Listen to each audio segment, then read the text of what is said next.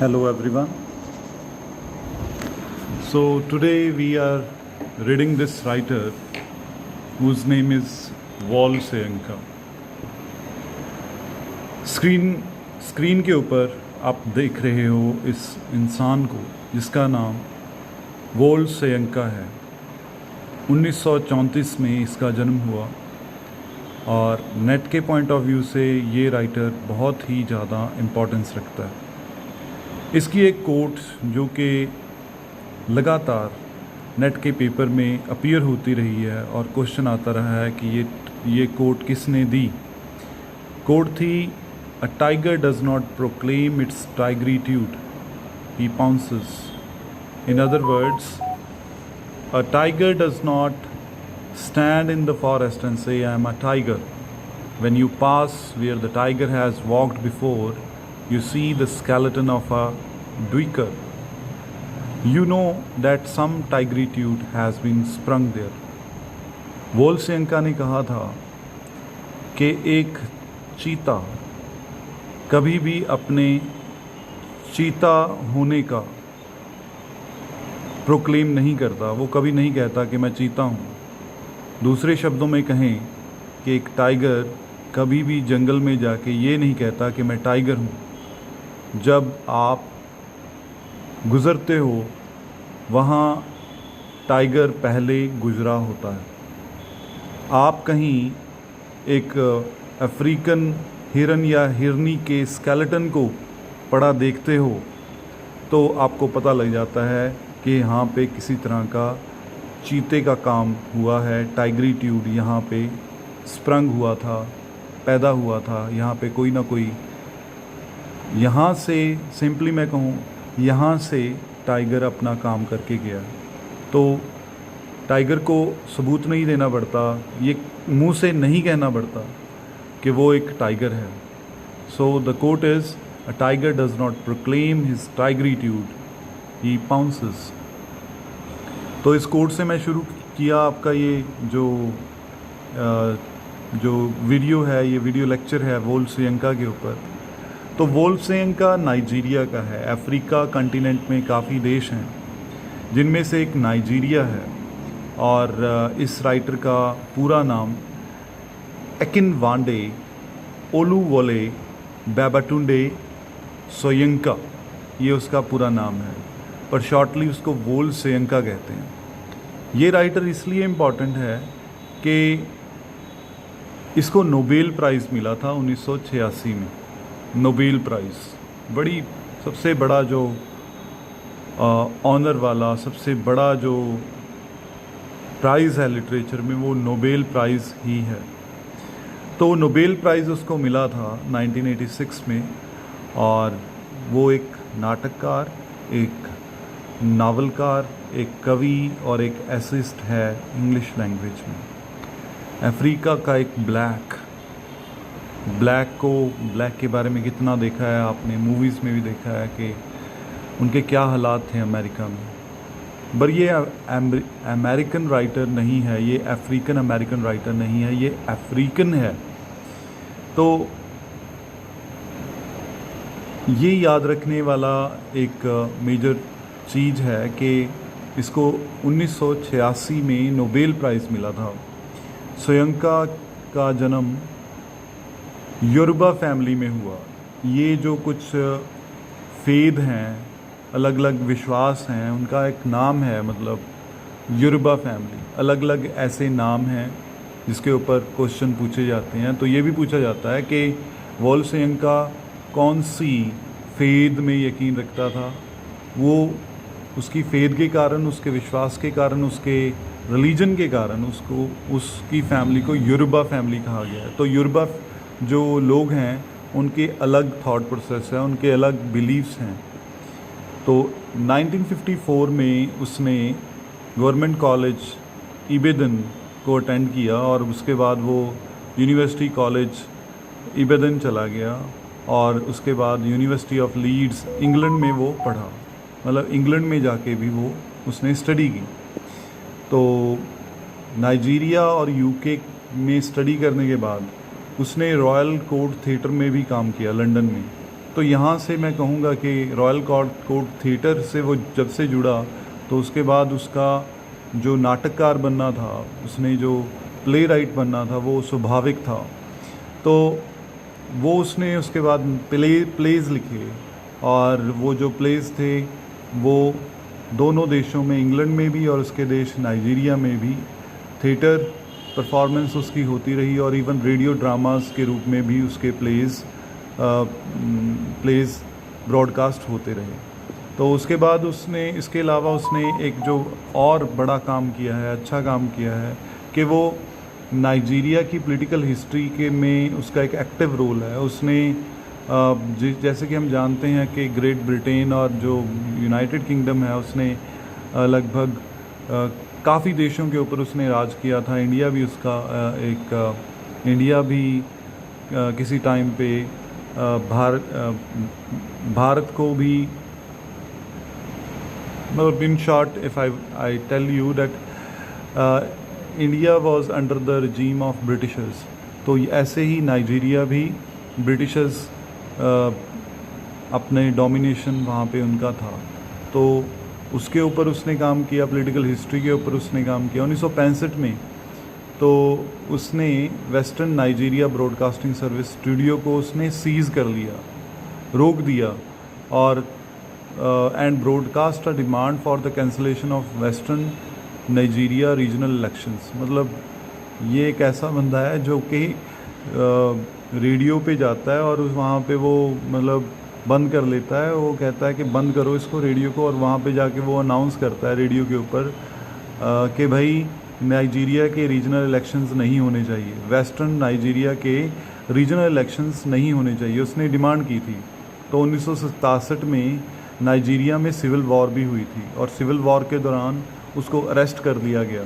वहाँ पे नाइजीरिया का एक जनरल याकूबू गवोन था, तो उसने, जनरल याकूबू गवोन ने इसको अरेस्ट किया और इसको 2 साल के लिए सोलिटरी कन्फाइनमेंट में भी रहा, मतलब जेल में रहा, अलग रखा गया, और इसको कड़ी सज़ा दी गई, जेल में रखा गया 2 सालों के लिए। सोयंका नाइजीरिया की जो गवर्नमेंट्स रही हैं उनका एक बहुत ही ज़्यादा स्ट्रॉन्ग एक आलोचक रहा है, एक क्रिटिक रहा है, और ख़ास करके उन लोगों के लिए वो एक बड़ा एक आलोचक था जो कि मिलिट्री डिक्टेटर्स रहे थे, और जिनके कारण नाइजीरिया का हालात ठीक नहीं थे। एक ऐसी हुकूमत थी नाइजीरिया के डिक्टेटर्स की, मिलिट्री डिक्टेटर्स की, तो उनके ख़िलाफ़ उसने आवाज़ उठाई। और उसकी जो राइटिंग्स हैं उसमें ये देखा गया है कि the oppressive boot and the irrelevance of the colour of the foot that wears it. तो इसमें ये दिखाया गया कि एक जो बूट है जो कि दबाने वाला है, मतलब इनडायरेक्टली कहूँ कि जो मिलिट्री, जो वहाँ का जो डिक्टेटर है, जो राज कर रहा है नाइजीरिया के ऊपर, उसके बारे में इसने अपनी राइटिंग्स दी, और the irrelevance of the colour of the foot that wears it. और एक नाइजीरिया का ब्लैक बंदा जो कि नाइजीरिया के ऊपर राज कर रहा है, और वो ये नहीं देख रहा कि वो काला खुद है और काले लोगों के ऊपर राज कर रहा है, तो उसको ऐसे डोमिनेट नहीं करना चाहिए। जनरल सैनी अबेका का राज आया, जो खुद एक मिलिट्री मैन था, उसका भी राज आया। तो सोयंका उस टाइम नाइजीरिया से भाग गया, मोटरसाइकिल के ऊपर से के द्वारा वो वहाँ से भागा, और Abacha later proclaimed a death sentence against him in absentia. तो वो जो जनरल अबेचा था उसने कहा कि इसको डेथ सेंटेंस, मौत की सज़ा दी जाएगी। मतलब कितना बड़ा उसका वो एक रोल है, और कितना उसका कॉन्फिडेंस होगा कि वो जो भी उसको सरकार में गलत नज़र आता है, ऑपरेशन नज़र आता है, तो उसके ख़िलाफ़ वो आवाज़ उठाता है, और कभी कभी उसको वहाँ से भागना भी पड़ता है। और सिविलियन रूल जब नाइजीरिया में 1999 में रिस्टोर हुआ तो सोयंका वापस आ गया। उसके बाद 1999 में अपने देश नाइजीरिया वापस आ गया। दिसंबर 2020 में, यानी कि पिछले साल, सोयंका described 2020 as the most challenging year in the nation's history. He said, with the turbulence that characterized the year 2020 and as activities wind down, the mood has been repugnant and very negative. I don't want to sound pessimistic, but this is one of the most pessimistic years I have known in this nation, and it was not just because of COVID-19. Natural disasters had happened elsewhere, but how have you managed to take such in their strides? तो वो यही कहता है कि भाई इतने नाजुक हालातों में, इतना नाजुक हालात रहे हैं, इतनी मुश्किल भरे हालात रहे हैं, तो इन हालातों में कहता कि 20 साल मुझे बहुत ही नाजुक लगा है, और हमें भी लगा है, सभी को लगा है, क्योंकि ये साल जो था, इस साल में 2020 में कोविड का कहर था, और नाइजीरिया में तो कोविड के कहर के साथ वहाँ पे नेचुरल डिज़ास्टर्स भी हुई. तो was calamity as a result of human negligence or as a result of malignant activities when people find themselves under the control of other beings, which I am afraid most Nigerians find themselves. उसी के बारे में वो अपनी बात कहता है कि भाई ये जो मनुष्य ने कुछ गलत किया है, उसकी नेग्लिजेंस का ये एक रिज़ल्ट निकला है कोविड-19 का. तो नाइजीरिया में सोयंका प्रोफेसर रहा है 1957 से 1999, मतलब कितने साल. वो ना केवल प्रोफेसर था, बल्कि वो एक पॉलिटिकल एक्टिविस्ट भी था, जो ओप्रेसिव गवर्नमेंट्स के ख़िलाफ़ वो बात करता था. और उसके अलावा वो लोवो यूनिवर्सिटी में भी उसने टीच किया, तो जिसको वो यूनिवर्सिटी ऑफ लाइफ कहता है. और सिविलियन रूल जब रिस्टोर हुआ 1999 में, उसको वो प्रोफेसर एमेरिटस भी बना. 2017 में उसको यूरोप थिएटर प्राइज़ मिला, जिसको स्पेशल प्राइज़ कैटेगरी में उसको प्राइज़ मिला कि उसने कंट्रीब्यूशन किया है, एक बड़ा कंट्रीब्यूशन दिया है. अच्छा, तो ये तो रही उसकी लाइफ के बारे में. अब जो इम्पोर्टेंट चीज़ है, हमें जो देखना है, जो सीखना है, और जो पेपर के पॉइंट ऑफ व्यू से हमने देखना है, वो ये है कि कौन कौन से प्लेज़ उसने लिखे हैं. उसके प्लेज़ के जो नाम हैं वो अपने आप में बहुत ज़्यादा इम्पोर्टेंस रखते हैं. जितने भी प्लेज़ के नाम हैं हमें याद करने पड़ेंगे. अगर याद कर लेंगे तो हम ये it will be certain that we will face the questions in the paper in a confidence way. और सारे आप देखोगे नोट्स में कि पिछले जो सारे क्वेश्चंस आए हुए हैं नेट में, वो आपको सामने मिलेंगे. तो देखते हैं प्लेज़ कौन कौन से हैं. मैंने इसको अलग अलग कर लिया क्योंकि ये सभी प्लेज़ आपने नाम याद रखने हैं, और नाम याद रखना एक बड़ा चैलेंजिंग काम है, और याद करेंगे हम, और मैं आपको करवाऊंगा. 4 करके याद कर लिए तो सारे ये टाइटल्स आपको याद हो जाएंगे, और पेपर में आपका क्वेश्चन सॉल्व हो जाएगा. तो पहला उसका प्ले है इन्वेंशन, दूसरा है क्वालिटी ऑफ, मतलब ये यहाँ पे मैं ये बताऊँ आपको कि प्लेज़ को मैंने सीक्वेंस में नहीं रखा, कुछ ना कुछ एक स्टोरी डेवलप की, और स्टोरी डेवलप करने से क्या होगा कि हम क्वेश्चंस के साथ डील कर पाएंगे, मतलब हमें याद हो जाएगा. तो सीक्वेंस में वैसे भी कभी पेपर में सीक्वेंस में कभी क्वेश्चन नहीं आया कि पहला कौन सा प्ले था, बाद में कौन सा प्ले आया, तो वो हमें टेंशन नहीं है. हमने सिर्फ प्लेज़ के नाम याद करने हैं. इन्वेंशन, खोज, जिसका पंजाबी में या हिंदी में कहेंगे खोज. A quality of violence, the trials of brother zero, my father's burden. तो 1957 में इन्वेंशन हुआ. ये invention, quality of violence, the trials of brother zero, my father's burden.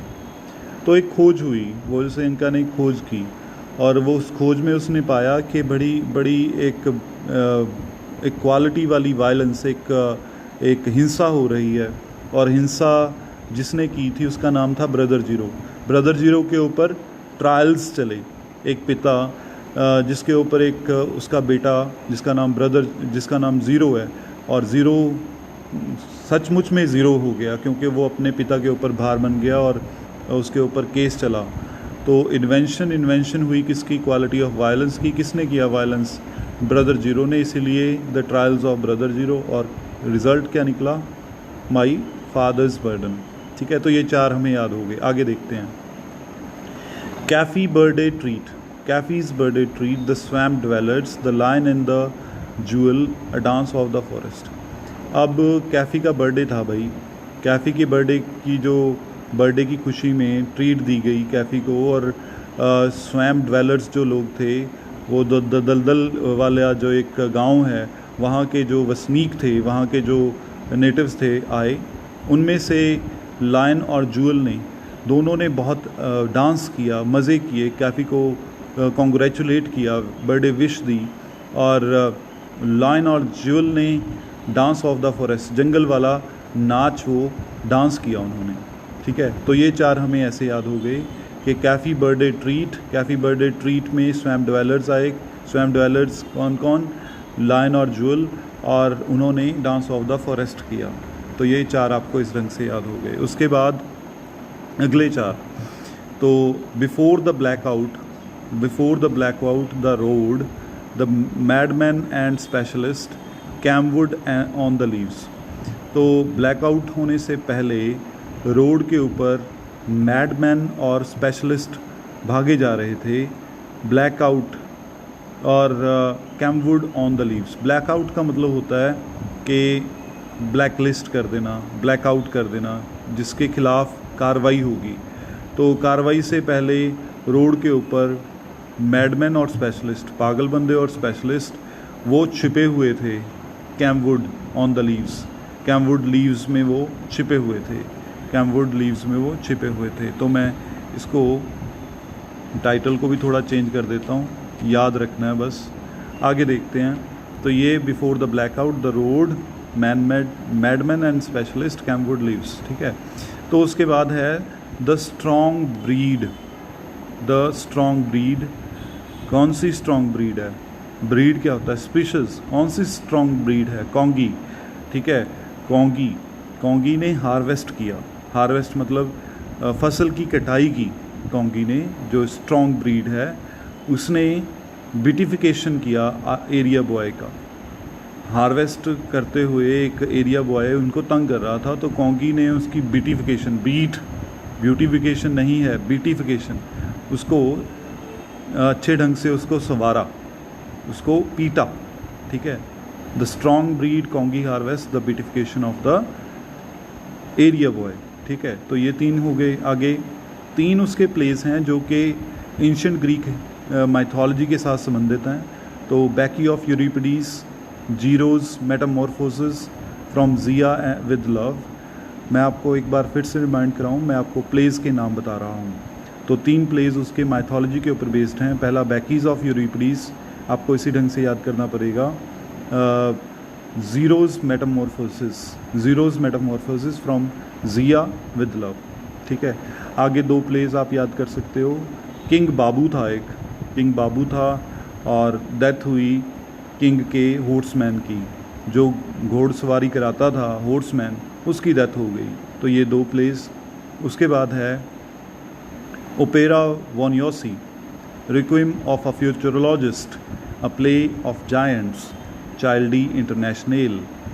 तो ये प्लेस हैं याद करने वाले, जो कि थोड़े रीसेंट मैं कहूँगा 1977 के ये प्लेस हैं। ओपेरा वॉनियोस्की एक बंदा था जिसका रेक्विम था। रेक्विम मतलब लास्ट टाइम उसको याद किया जा रहा था। For a futurologist, a play of giants, childe national. ये आपको किसी ना किसी ढंग से आपको याद करने पड़ेंगे। उसके तीन रेडियो प्लेस भी हैं। एक का नाम है द डिटेनी, जिसको डिटेन कर लिया गया, जिसको बंदी बनाया गया, the detainee. A scout of hyacinth एक तरह के फूलों का नाम है, और डॉक्यूमेंट ऑफ आइडेंटिटी। ये तीन प्ले उसके रेडियो प्ले। और एक उसका फेमस शॉर्ट पीस रहा है जिसका नाम हम यहाँ याद रखेंगे, द स्पेक ऑरुन मिला। ये आपको याद रखना है। उसके तीन नॉवेल्स हैं। याद तो सिर्फ हमें दो करने चाहिए वैसे, क्योंकि 2021 में आ रहा है, 21 के ऊपर क्वेश्चन नहीं आ सकता। तो दो उसके नॉवेल्स हैं। एक का नाम है इंटरप्रेटर्स, इंटरप्रेट करने वाले, व्याख्या करने वाले। सीज़न ऑफ अनोमी का सीज़न, ठीक है। दो ये आप याद कर लो। शॉर्ट स्टोरीज़ हैं उसके बाद उसकी तीन।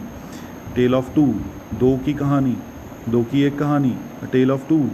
इग्बी स्वॉन एनमी, इग्बी का कसम खाया हुआ दुश्मन, मिडेम अटेनीज़ एस्टैब्लिशमेंट, मिडेम अटेनी की एस्टैब्लिशमेंट, मिडेम अटेनी की एस्टैब्लिशमेंट, मिडेम अटेनीज़ की एस्टैब्लिशमेंट। मिडेम अटेनी को हम दुश्मन बना देते हैं एग्बी का। एग्बी का जो स्वान दुश्मन था वो मिडेम अटेनी थी। तो इन दोनों की कहानी अ टेल ऑफ टू, तो ये 3 शॉर्ट स्टोरी कलेक्शंस हो गई। तो ये जो था मैंने आपको वोल्ड सोयिंका के बारे में बताया। आगे सारे क्वेश्चंस हैं, आप इसको डील करोगे तो आपको ईज़िली इसके आंसर्स भी मिल जाएंगे। वैसे आंसर्स गिवन हैं। तो पहला ही क्वेश्चन है कि अ टाइगर डज़ नॉट ट्राइग्रीट्यूड, किसने ये कहा? तो सी सोयंका ने कहा, ना कि नगुगी ने कहा, ना चिबी ने कहा, ना डायरेक्ट वॉलकॉट ने कहा। डांस ऑफ द फॉरेस्ट किसने लिखा? डांस ऑफ द फॉरेस्ट हमने अभी पीछे किया था ना कि कैफ़ी का बर्थडे पार्टी थी, उसको ट्रीट दी है ना, तो डांस ऑफ फॉरेस्ट किया। तो ये हो गया।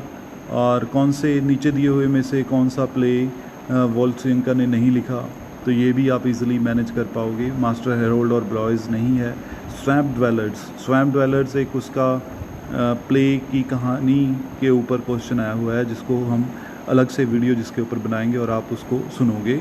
और 2015 में क्वेश्चन आया था नेट में कि कौन सा इसमें से जो है वो वोल्ड सोयिंका ने नहीं लिखा। यानी कि सारे ही टाइटल्स के ऊपर क्वेश्चन है ज़्यादातर। महाराष्ट्र जो सेट एग्ज़ाम है 19 का, वहाँ पे क्वेश्चन आया था कि वोल्ड सोयिंका कहाँ से है? नाइजीरिया से है। गुजरात सेट में क्वेश्चन आया था कि नीचे दिए हुए में से कौन सा एक लिखा हुआ है वोल्ड सोयिंका का? तो हमें पता है लॉयन एंड जूअल लिखा हुआ है। तो ये आपका था वोल्ड सोयिंका, एक इम्पॉर्टेंट राइटर। और इस चैनल को ज़्यादा से ज़्यादा प्रमोट करें और जिससे आपकी नेट की तैयारी अच्छे ढंग से चले। और मुझे लगता है कि इससे अच्छा आपको नोट्स और आपको जो लेक्चर है वो नहीं मिल पाएगा, क्योंकि इसमें सभी पिछले क्वेश्चंस कवर किए हुए हैं और आपको इससे बहुत ज़्यादा हेल्प मिलेगी। अगर आप इसके अलावा कुछ पूछना चाहते हैं तो आप मुझे संपर्क कर सकते हैं और मेरे चैनल को ज़्यादा से ज़्यादा शेयर और सब्सक्राइब करें।